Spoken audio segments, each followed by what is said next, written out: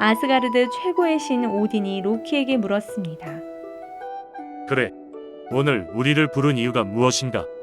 이발디의 세 아들과 에이트리 형제가 만든 6가지 보물들 가운데 가장 멋진 보물을 판단해 주시기 바랍니다. 오딘의 날카로운 눈빛이 로키에게 꽂혔고 로키는 가슴이 두근거렸지만 태연한 척 웃으며 말했습니다. 이발디의 아들들이 만든 3가지 보물들은 제가 직접 소개해드리겠습니다. 로키는 미리 받아둔 여러 룬 문자가 새겨진 국리르라는 창을 꺼내 오딘에게 바치며 말했습니다. 이 보물은 무엇이든 꿰뚫을 수 있는 국리르라는 창입니다. 이 창은 아무렇게나 던져도 스스로 목표물을 향해 날아가도록 만들어졌습니다. 한쪽 눈이 없었던 오딘은 힘들게 던진 창이 목표물에 빗나가던 경우를 떠올리며 국리르에 대한 호기심이 발동해 이리저리 살펴보았고 오딘의 반응을 지켜보던 로키가 애써 긴장을 숨기며 또 다른 설명을 이어갔습니다. 그리고 정말 중요한 사실이 하나 더 있습니다. 오딘 당신을 포함한 어떤 누구라도 국리르를 두고 한 맹세는 절대로 깰 수 없습니다. 오딘은 창을 들고 무게를 가늠한 뒤 화려한 장식물을 향해 던지는 척하더니 곧 창을 내려놓고 이야기했습니다. 아주 멋진 창이야. 마음에 쏙 들어. 오딘의 말을 들은 로키가 안도의 한숨을 쉬고는 다음 보물을 들며 당당한 목소리로 외쳤습니다. 이것은 흐르는 시냇물처럼 찰랑이는 순금으로 만든 금발입니다. 게다가 이 보물의 놀라운 점은 주인의 머리에 달라붙어 진짜 머리카락처럼 자라난다는 것이죠. 이 수십만 가닥의 금실은 누가 보더라도 진짜 머리카락과 구별할 수 없을 정도로 정교하죠. 금발을 든 토르가 말했습니다. 시프에게 꼭 필요한 보물이군. 사랑하는 시프, 이것을 써보시겠어요? 토르의 말에 머리에 스카프를 두른 시프가 일어나 다가왔습니다. 시프는 금으로 만든 머리카락을 조심스럽게 머리에 얹고 고개를 흔드는 순간 금색의 머리카락이 시프의 두피에 스스로 달라붙어 자리를 잡았습니다. 오히려 전보다 더 아름답고 빛나는 금발을 갖게 된 시프는 그 자리에서 기쁨과 안도의 눈물을 흘렸습니다. 눈물을 흘리는 아내를 위로하던 토르가 일어나 박수를 치며 기뻐했습니다. 자네들 이발디의 아들들이라고 했나? 정말 마음에 드는 보물이야. 대단해. 아내의 고민을 해결해주어 고맙네.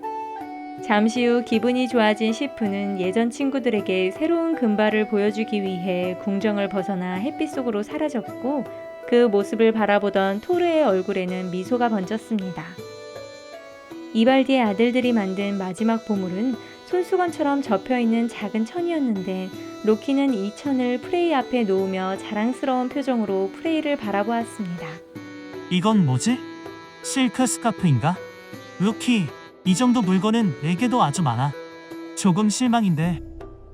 무거운 실망감이 깔려있는 프레이의 말에 로키가 웃으며 대답했습니다.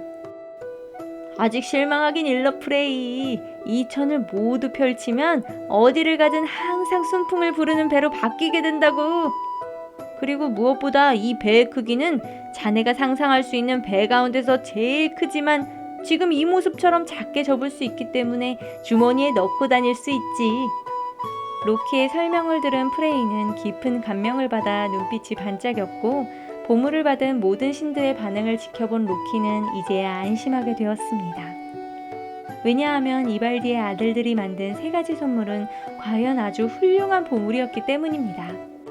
브로크는 신들의 뜨거운 반응을 보면서도 흔들리지 않는 자신감을 뿜어내고 있었지만 이발디의 아들들이 만든 놀라운 물건을 고려하면 브로크의 자신감은 자만심에 찬 모습이라고 보일 정도였습니다. 첫 번째로 브로크는 금으로 만든 팔찌를 가져와 높은 옥좌에 앉은 오딘 앞에 놓으며 가슴속을 가득 채운 자신감을 드러내며 말했습니다. 이 드라우프니르 팔찌는 앞으로 영원히 9일마다 8개의 복제품을 만들어낼 것입니다. 새롭게 만들어진 팔찌는 부하나 인간들에게 상으로 주셔도 되지만 직접 보관만 하셔도 끊임없이 부유해 주실 것입니다. 오딘은 팔찌를 받아 자신의 팔뚝까지 끌어올리며 말했습니다. 아주 멋진 팔찌야. 앞으로 큰 도움이 되겠어. 브로크는 오딘의 반응에 내심 기뻤지만 그 모습을 바라보던 로키의 마음엔 약간의 불안이 심어졌습니다. 이내 브로크는 프레이 앞으로 걸어가 거대한 멧돼지를 내려놓았습니다. 이 황금털이 달린 돼지라는 뜻의 굴린 브루스티는 프레이님의 전차를 더 빠르게 끌어줄 멧돼지입니다.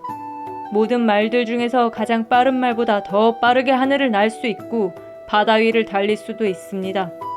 그리고 돼지의 금색 털은 어두운 밤에 스스로 빛을 발하여서 앞이 보이지 않는 깊은 밤에도 길을 밝혀줄 수 있습니다. 게다가 이 녀석은 아무리 달려도 지치지 않으니 프레이님의 여정에 큰 도움이 될 것입니다. 브로크의 말을 들은 프레이의 눈이 또다시 반짝이기 시작했습니다.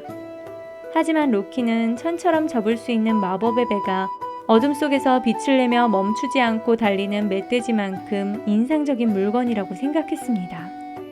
앞선 두 개의 보물의 반응이 막상막하였고 에이트리가 만든 보물은 자신의 방해로 인해 불량품으로 만들어졌기 때문에 로키는 이번 사건도 무사히 지나갈 수 있을 것이라 확신했습니다. 하지만 여전히 자신만만한 얼굴을 한 브로크가 천 아래에서 자루가 짧은 망치를 꺼내 토르 앞에 두었습니다. 이 망치는 손잡이가 짧아서 쓸모없어 보이는군. 토르가 실망한 표정으로 시큰둥하게 말하자 브로크가 부끄러운 듯이 말했습니다. 그것은 제 잘못입니다. 풀무지를 하다 잠시 눈길을 다른 곳에 두었거든요. 하지만 제게 기회를 주신다면 이 망치의 특별함을 설명드리고 싶습니다. 토르가 귀찮다는 듯이 턱을 들어 끄덕였고 허락을 받은 브로크가 설명을 이어나갔습니다. 이 망치의 이름은 묠리르로 하늘의 번개와 천둥을 품은 특별한 무기입니다. 이 망치로 대지를 내려칠 때마다 천둥 소리가 산과 계곡을 울릴 것이고 하늘에서는 번개의 섬광이 무지개처럼 퍼집니다. 그리고 이 망치는 강철의 심장을 가지고 있어서 바위를 향해 온 힘을 다해 던지거나 내리쳐도 흠 하나 없이 빛납니다.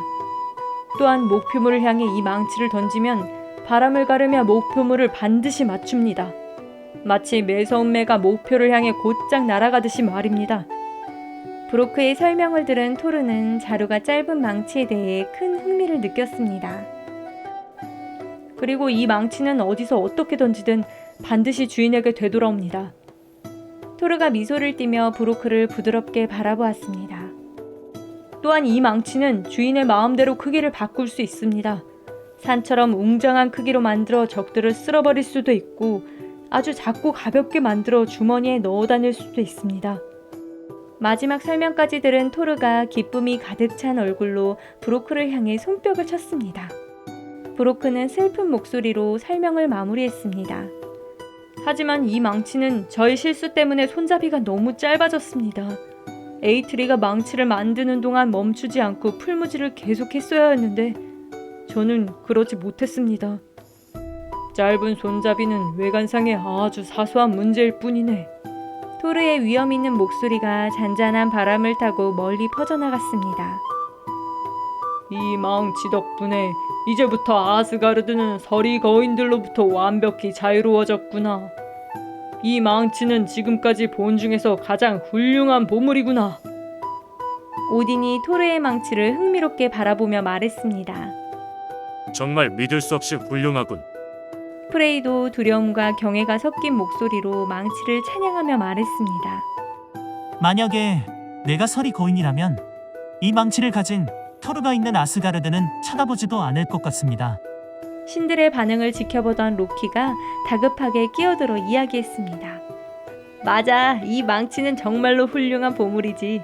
하지만 토르, 그 머리카락은 어떤가? 시프의 모습을 더욱 아름답게 만들어준 새로운 금발 말이야. 아, 그건 맞아. 내 아내는 아주 근사한 머리카락을 갖게 됐지.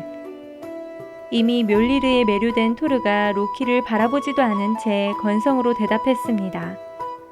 흥미로운 대결을 지켜보던 다른 신들도 브로크에게 다가와 등을 두드려주며 자신들이 보았던 보물 가운데 가장 훌륭하다고 칭송하며 말했습니다. 그대가 가져온 이 망치 덕분에 이 아스가르드가 평화를 얻게 되었으니 정말 감사드립니다. 신들의 극찬에 기분이 좋아진 브로크는 만족스러운 표정으로 불안해 보이는 로키를 바라보며 이야기했습니다. 자, 이제 당신의 머리를 가져가겠습니다. 당신의 머리로 아주 신기한 보물을 많이 만들 수 있을 테니 에이트리가 무척 기뻐할 것 같군요. 로키는 안절부절 못하며 다급하게 이야기했습니다. 내 머리 대신 그에 걸맞는 보상을 주겠네. 에이트리가 탐낼 만한 보물이 하나 있어. 로키의 목소리는 얇은 얼음 위를 걷는 것처럼 위태로웠고 그의 비겁한 말을 들은 브로크가 크게 실망한 표정을 지으며 말했습니다. 에이트리와 저는 보물에는 관심이 없습니다. 필요하다면 언제든 만들어낼 수 있으니까요. 그러니까 새로운 보물들의 탄생을 위해 머리를 내어주시죠, 로키님. 단호한 브로크의 목소리에 담긴 굳은 결심이 바위처럼 단단하게 느껴졌고 압박을 이기지 못한 로키가 공중으로 펄쩍 뛰어올라 거기 모인 이들의 머리 위로 달아나며 이야기했습니다. 날 잡을 수 있다면 가져가봐, 이 난쟁이 녀석아! 브로크가 토르를 쳐다보며 여유 있게 이야기했습니다. 어때요, 토르? 망치를 시험하기에 딱 좋은 기회인 것 같은데요. 토르가 약간의 미소를 지으며 이야기했습니다. 그대의 부탁을 들어줄 필요는 없지만 이 망치의 성능을 시험해보고 싶긴 하군. 잠시만 기다려보게. 토르가 망치와 함께 하늘로 날아가더니 곧 로키를 단단히 묶어서 돌아왔습니다. 로키의 무력한 얼굴엔 쓰디쓴 절망이 가득 깃들었습니다. 브로크가 칼을 꺼내며 무겁고 냉정한 목소리로 이야기했습니다. 이리로 오세요, 로키님. 당신 머리를 잘라야 하니까요. 로키가 살짝 미소를 머금으며 브로크의 눈을 바라보며 이야기했습니다. 그래, 자네가 내 머리를 거두어가는 건 당연한 거야. 하지만 여기 계신 전능하신 오딘께 호소하건대 만약 자네가 내 목에 손톱만큼이라도 손을 댄다면 그건 우리 계약을 어기는 셈이네. 자네들은 오직 내 머리만 가져가겠다고 맹세했으니까 말이야. 로키는 마음속으로 자신이 이겼다고 생각하며 안도의 한숨을 내쉬었습니다. 그리고 로키의 말을 들은 오딘이 곰곰이 생각하더니 이내 머리를 한쪽으로 기울이며 판결을 내렸습니다. 이야기를 들어보니 로키의 말이 맞는 것 같네. 자네가 로키의 목을 자른다면 명백히 계약 위반이야. 오딘의 판결을 들은 브로크는 마음속에서 솟구치는 짜증을 억누르지 못해 잔뜩 일그러진 얼굴로 자신의 의견을 쏟아냈습니다. 하지만 목을 베지 않고 머리를 자를 방법이 없지 않습니까? 오딘님 너무 억울합니다. 모든 상황을 지켜보던 로키는 자신의 기지가 빛을 발했다고 생각하며 얼굴에는 해처럼 환한 승리의 미소가 번져 있었습니다. 누구든지 이 로키님과 대결한다는 건 아주 어리석은 행동이야. 넌 이 세상에서 가장 지혜롭고 잘생긴 신이라고. 과연 내 칼은 당신의 머리와 목을 벨 수 없군요. 로키는 브로크를 바라보고 크게 비웃으며 이야기했습니다. 그리고 어쩌면 내가 지혜롭게도 자네의 칼날에 다치지 않도록 미리 보호장치를 마련해 두었을지도 몰라. 내 목을 베는 건 계약 위반이야. 작전이 실패할 경우를 대비해서 말이지. 로키의 말에 잔뜩 분노한 브로크가 앓는 소리를 내면서 가죽 세공을 할 때 쓰는 뾰족한 송곳을 꺼내어 로키의 입술에 구멍을 뚫었습니다. 로키는 고통에 찬 비명을 질렀지만 아무도 그를 위해 나서지는 않았고 브로크는 튼튼한 실로 로키의 입술을 한 대 꿰매버리고는 자신의 집으로 돌아가 버렸습니다. 로키는 입술에서 전해지는 고통보다 말을 할 수 없다는 고통이 더욱 크게 느껴졌습니다.